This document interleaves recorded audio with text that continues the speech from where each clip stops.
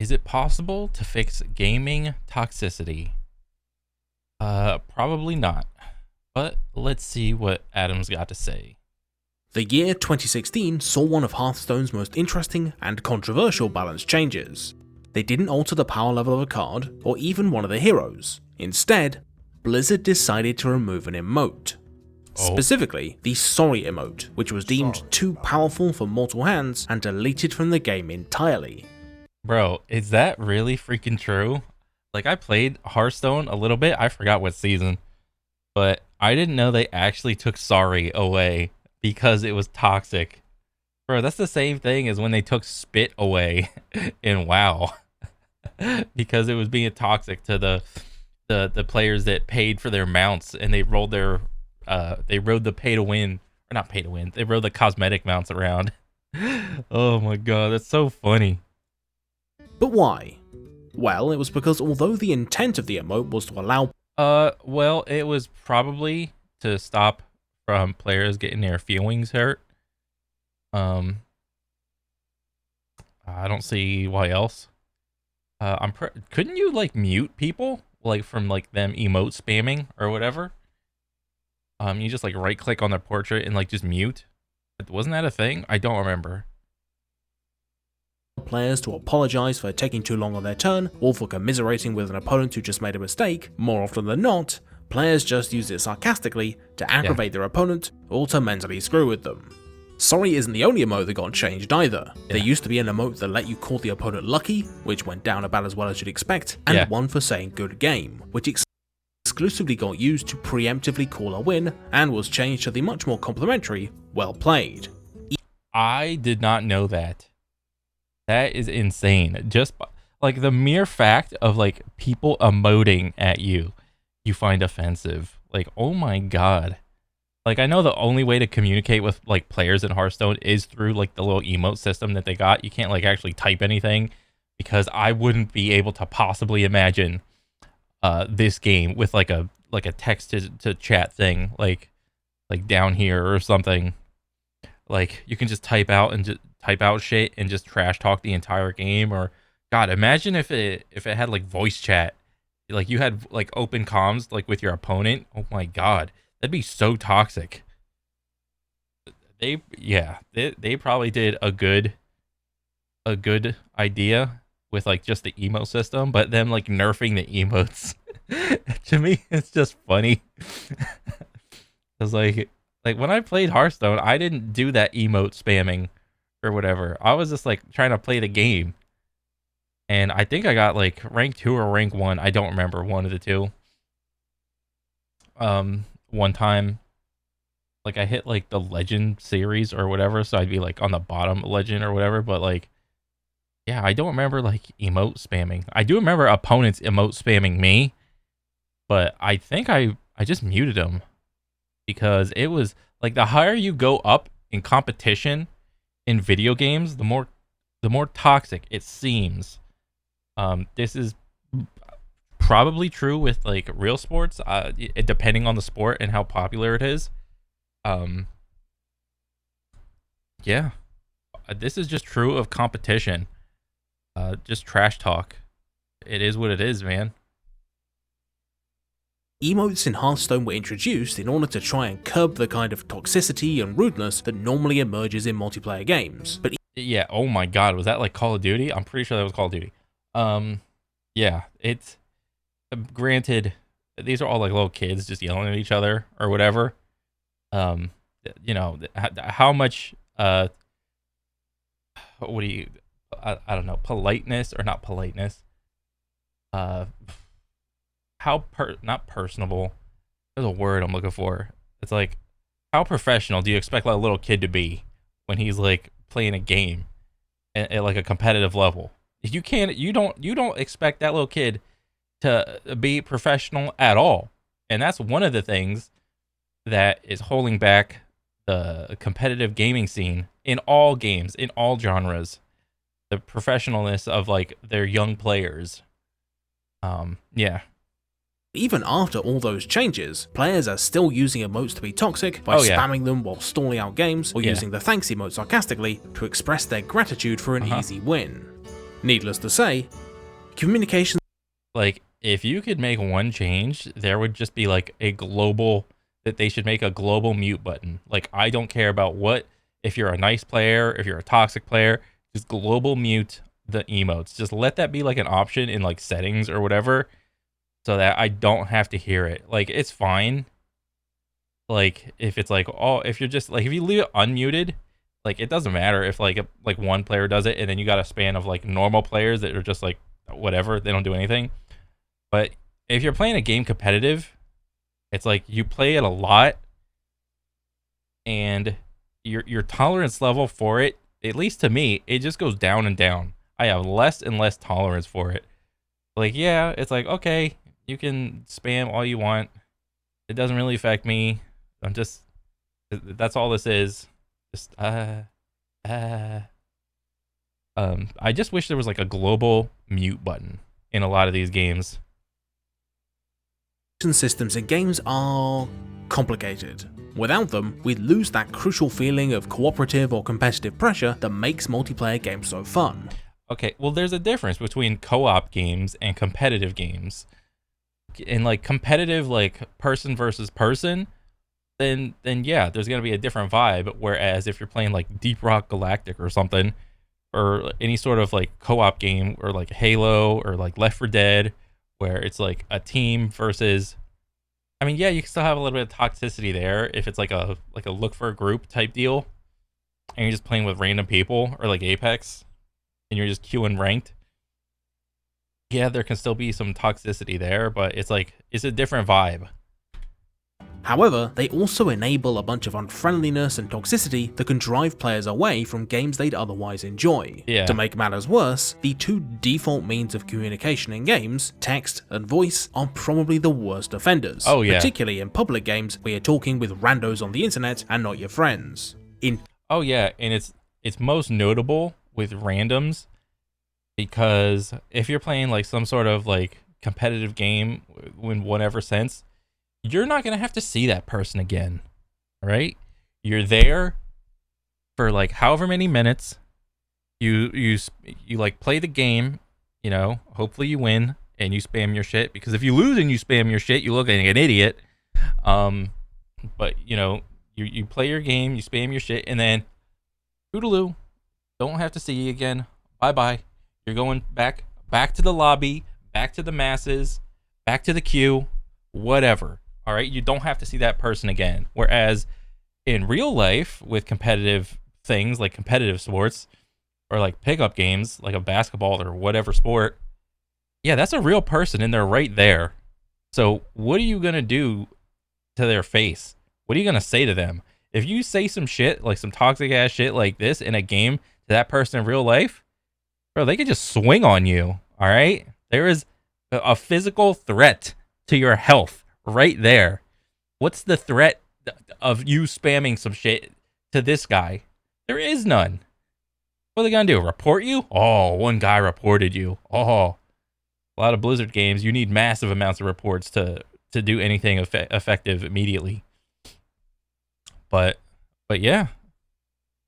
Textual communication, it's almost impossible to tell the difference between sarcasm, jokes, and genuine sentiment, and Yeah. it takes ages to say anything of substance. Yeah. Voice chat, on the other hand, not only requires you to own a high enough quality mic to accurately communicate your thoughts, but Yep. it also lacks anonymity.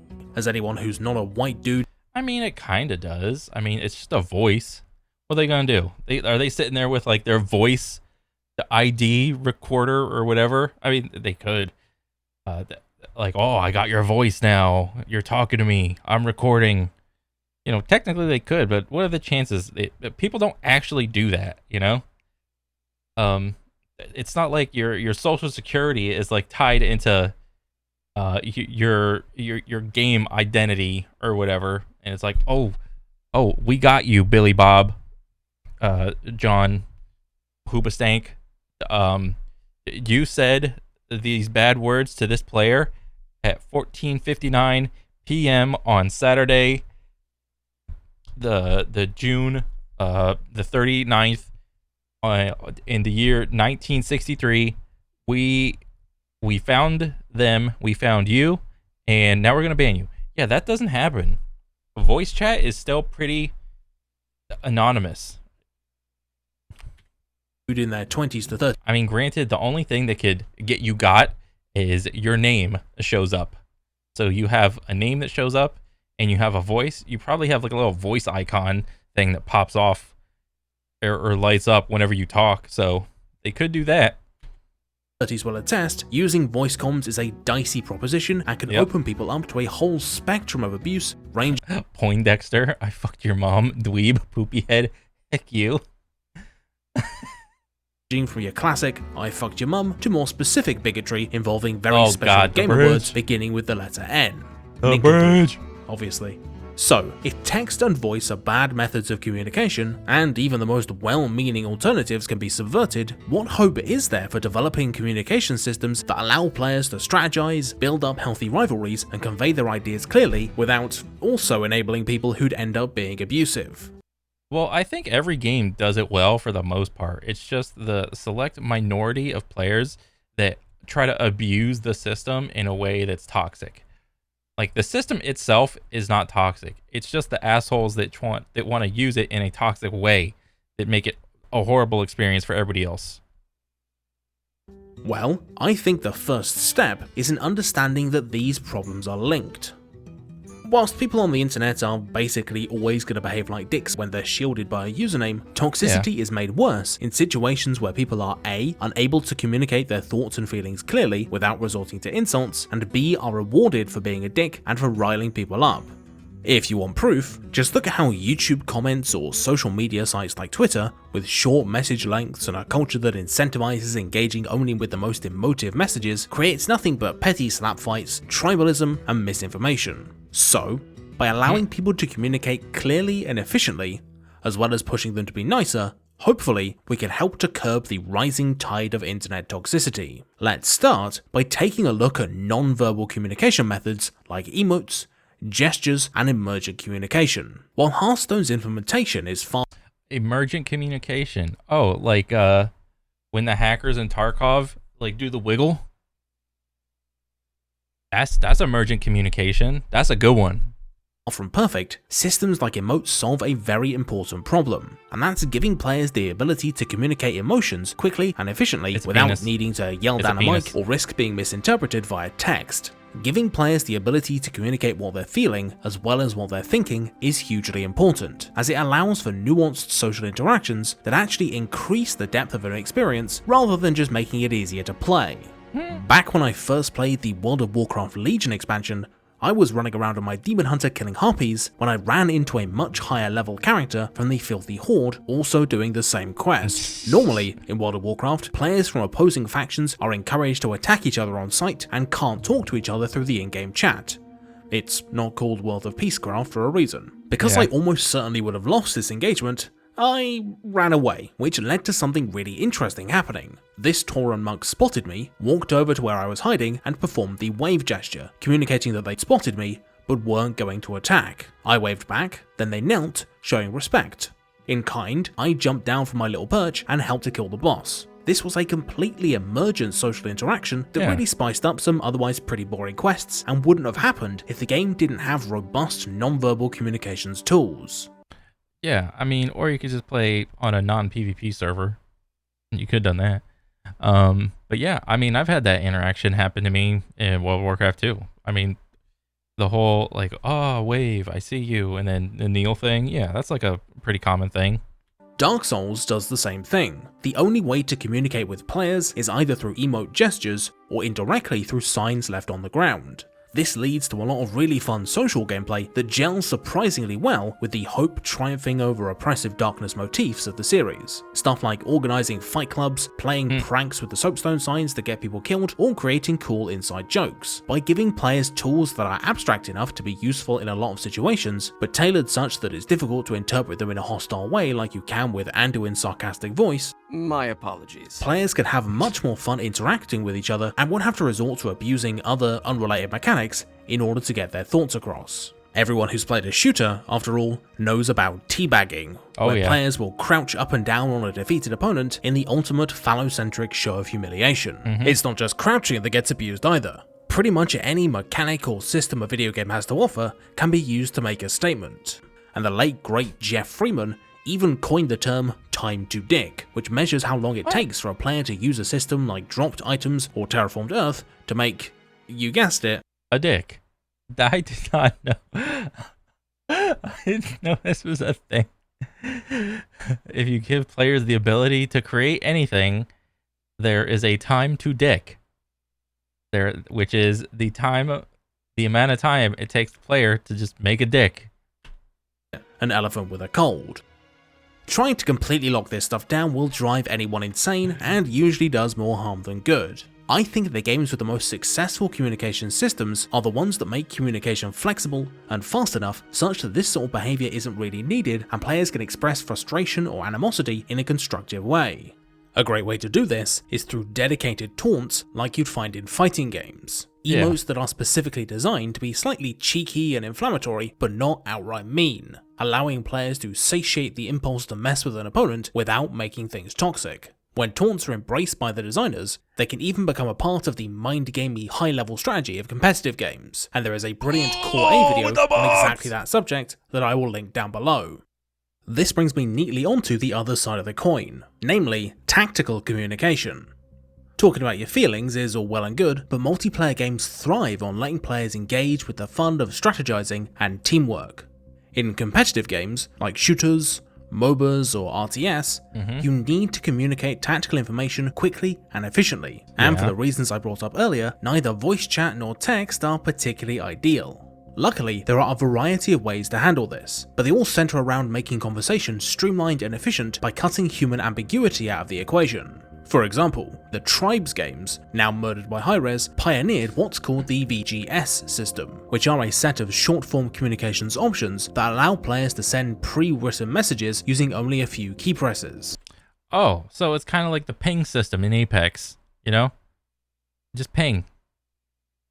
For example, V, then A for attack, then T for turret, sends a message saying that we should attack the enemy turrets. V, F for flag, then D for defend is our flag needs defending. Typing in VGS itself makes your character say Shazbot. Oh. Which is a weird reference to a 1970s Robin Williams sitcom where he played an alien. Shazbot.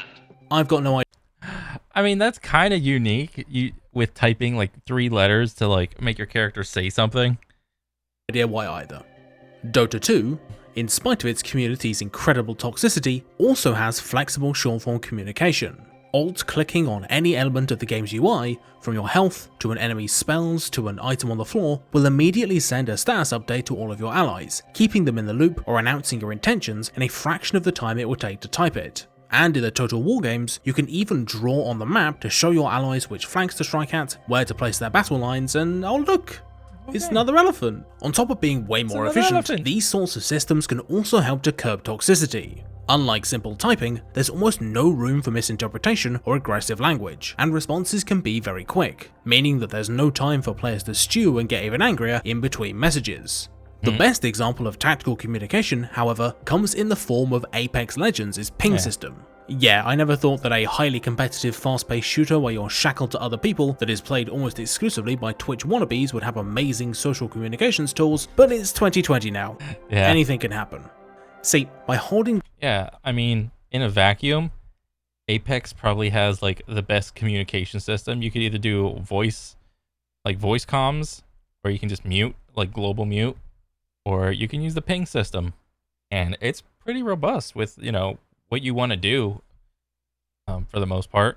But even the ping system can get pretty toxic or whatever. So it's not like flawless. Middle mouse button, or the appropriate controller button, you can bring up a wheel of context-sensitive communications options to quickly and concisely talk to your teammates. See an enemy? Give them a ping and they'll be automatically flashed up. Want to propose a location to scout out next? Ping on the map. Want to show that an area has already been looted and there are probably enemies about? Ping on an open door or supply crate, and the game will do it for you. It's simple, effective, and most importantly of all, locational. In games without pings, you have to rely on fiddly, subjective descriptions like, that building over there, no, not that one, the one I'm looking at, no, not the one over there, the one to the left of it, no, the other, your left, not my left, oh, we're dead. Whereas in Apex, you can just immediately point it out for your teammates, and not only will it appear on their screen, they'll also get an audio reminder that your character announces it over the comms as well. Yeah, like, this building is broken building, this downed bridge is called the broken bridge or whatever. This is like the ramp, and this is the quad bin, like top quad bin. Up here, this is streamer building. This is like, I don't really know what this is called. I don't think this has a name, but you know, I think this is market over here. Yeah. What else on the screen? And then he's shooting from the top of the bridge under, like on top of train, like on the tracks. So yeah. Way out there, like little Just fell down. You can even request items, confirm you spotted allied pings, and thank other players to ensure that you're always on the same page, massively cutting down the chances for miscommunication. Unfortunately though, even a system as good as Apex's will never eliminate toxicity completely. Oh yeah. Whenever you die and you get finished, you just spam your spacebar, and that constantly just alerts players to be like, hey, look at my bin, come pick my banner up, come pick my banner up, come pick my banner up. And then once they do come and pick up your banner, you keep spamming your spacebar, and it's like, this is the nearest res beacon, and it just keeps spamming that beacon over and over. So yeah, it gets pretty annoying. Because internet dickery isn't just a systems problem, it's also a people problem. And that's why no matter how good your communications tools are, people are still going to use them to be jerks. What's more, our usual moderation tools like banning, muting, and reports don't really address this problem, because in order for them to work, I mean, for the most part, they do like a decent job, but again, like he said, there's always going to be dickheads. I think a really good option is just a global mute button. Like, do you want to participate in the communication in this game? Yes or no, and just leave it as a checkbox. You know, that can solve a lot of issues. Somebody has to have already been toxic, and someone has to have already been offended. They're punitive and not really very preventative. Yeah. Like I discussed earlier, I think the best way to reduce this kind of toxicity is to reward people for building positive relationships instead of validating their anger with an argument or a punishment. That is a really good thought. Reward people for good comms. That seems doable. To this end, lots of games offer incentives for being nice, like Gwent, the Witcher card game.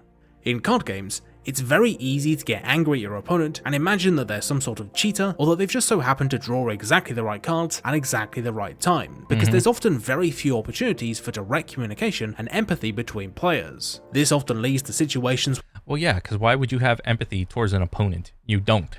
All right, that's not the goal of competition. The goal of competition is just defeat your opponent.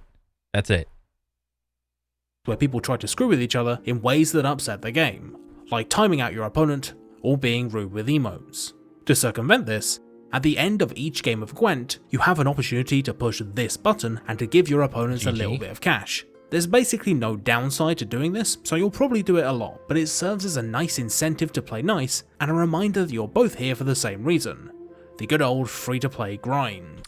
That's actually a cool thing, you know? Because like when I was in like Little League Baseball and soccer, they had us do the lineup for each team after every game.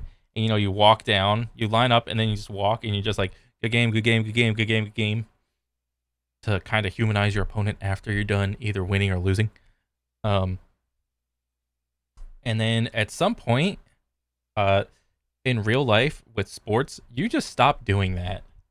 I think it's around, like, is it around high school or is it around college? You just stop doing the good game thing. Because it's like, it gets more serious or whatever. It's like, bro, at the end of the day, sports is just entertainment. You know, seldom are there any actual real sports that have any competitive integrity to them. Like, let's be real. How many different sports you have fans complaining about the refs are rigged, the refs are paid? How many times do you have, like, in your favorite sport, the players just throwing themselves to the ground, pretending they're hurt when they're not actually hurt, pretending they got fouled, in soccer, in baseball, in basketball, you know, all these sports. They're like, what's that one soccer clip where the guy got flicked in the ears, like, ugh, and he like falls like to the ground or whatever. Meanwhile, he doesn't realize he's like caught on camera in 4K. It's like, bro, you're a fucking bitch. All right. The competitive integrity of a lot of real sports is so, it's laughable. Like how people are actually fans of real sports with like the things that people will do. I mean, I don't know how it is now, you know, especially like with soccer or whatever. Like, is it the same? Does it happen more? Does it happen less? You know, like, just why not just be like hockey? You know, just let them fight. You know, and once they're done fighting, go take 2 minutes in the timeout box and then come back. That's at least the one thing I can respect about hockey. They just let you fight. Oh man. In Final Fantasy XIV, if you queue for dungeons with random players and beat it successfully, you'll have a chance to give another player on your squad a commendation for being helpful, nice, or just for playing well. Once you reach certain commendation thresholds, you can unlock stuff like cool pets, a crown, and if you manage to get 3000, you get this, and I do not use the term lightly, heckin' chonker good boy to ride around. In That's MMO dungeons, it's easy to blame a wipe and lost progress on your teammates, and commendation systems like this one serve as a reward for not indulging in those impulses and making everyone feel welcome. My favourite example of a game that encourages positive social interactions, however, is one that you might not have guessed. It's not a hugely popular game nowadays, and it's not a game that you can play with your friends. It's the gorgeously, groundbreakingly fantastic social adventure game, Journey, by That Game Company. Yeah. No, not that one. That one. Yeah. In Journey, the critically acclaimed game that I unintentionally ripped off, you're shackled to a companion throughout the entire length of the game, and in certain parts of the story, you're even reliant on them. But thanks to Journey's brilliant approach to communication, I always felt like I was totally in sync with my buddy and sharing in the sheer joyfulness of the game, even if I couldn't actually talk to them. See, in Journey, the only real form of communication you have is to sing or jump up and down. And that means the only emotions and ideas it's really possible to convey are very simple and are ultimately driven by the context of the game. Granted, the way that Journey uses communication is fine, because the goal of Journey is very simple. Just get from point A to point B, and that's it. A lot of the other games, or just games or competitive games or whatever, the goal is a little more complicated than Journey's just get from point A to point B. There are many other interactions you have to take into account, and therefore you need more detailed communication, which leaves a lot of room to, you know, be interpreted as like, is it helpful, is it toxic, and so on and so forth. When me and one of my friends found a hidden secret in a cave, the singing became a, hey, look over here, and then it turned into, wow, isn't this cool? When we became separated, we used long, loud notes to fight each other again, and when we were getting chased by a big scary monster, it became a way of expressing our fear. In Journey, there's no need to strategize or share complex information, so all of your communication reflects the simple joy of running, flying, and sliding around its beautiful world. Yeah. But that's not all. Some spoilers forthcoming. The game is ancient, but if you somehow not played it and still care, skip to this timestamp. Singing can be used to charge up scraps of fabric you see around the world, including your friend's cape, which you both use to fly. So by sticking together and communicating with little chirps and hums a lot, you can explore much more efficiently and find way more cool things to get excited about.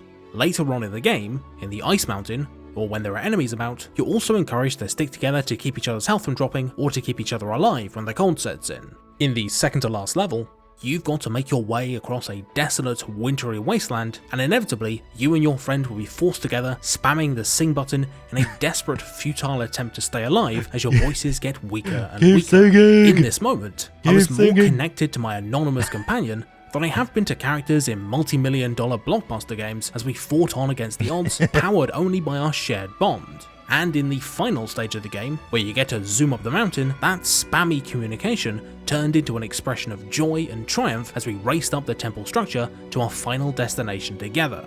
Journey is a magical experience because it uses absurdly simple tools to bring players together and encourage them to act as a team, all without using any words at all. Some of these people I met on my adventure may very well have been puppy-kicking Nazi Game Maker's Toolkit fans, and I didn't really care. Journey gives players no reason to come into conflict and brings out our best selves, and really, that's what we've got to keep in mind. Video games can only go so far on their own to remove toxicity. When you strip away the sleek systems and rewards for being nice, all that really remains is human nature. Players and developers need to work together to make digital spaces more welcoming to people, and the best ways to do that can be found in some of the games we looked at today. We need to encourage players to bond and express their emotions, remove barriers to quick and efficient communication, and most importantly of all, encourage positive interactions by minimizing sources of conflict. We all have the potential to be rude, toxic, and abusive, but we also have it in us to be empathetic and understanding. And while it might be harder, using those skills will make games nicer to play for everyone in the long run. So if you could just stop playing video games and just leave me alone, thereby raising the niceness saturation to 100%, that'd be great. The gaming community, which is to say just me, thanks you for your service. Nice. Hi and thanks for watching. This video has been in the works for a while, has gone through several iterations, and is finally at a point where I'm kind of happy with it. I hope you enjoyed. For those who don't know, at the end of every video, I like to plug a cool internet thing and also give a shout out to my top tier patrons. My plug for this video is the great podcast This Game Changed My Life, hosted by Julia Hardy and Aofi Wilson, covering a bunch of really interesting stories about video games and real life intersecting. It's kept me sane during some really boring editing work. It's great. Give it a listen on the BBC website. I also need to give a shout out to my top tier mysterious benefactors. If you'd like to join them, consider throwing me a few bucks on Patreon. Those cool people are Like the video, bitch. Alex Deloch, Asa. This is a great video. I liked how it broke down like communication in like all forms. Yeah, like in general, most players could probably use a little more social awareness for like gaming in general, but then again, like when it comes to like competitive stuff, it's like a coin flip, dude. It could be better, but it could be worse, you know. I just think the real thing is just, you know, I don't know. That's a good question. But overall, I thought it was a good video. It breaks down all the things that happen in like toxic gaming culture, at least with communication and whatnot. But yeah, I want to see more from Adam. He makes great videos. They're fantastic. And yeah, that's pretty much it. All right, take it easy, guys. Later.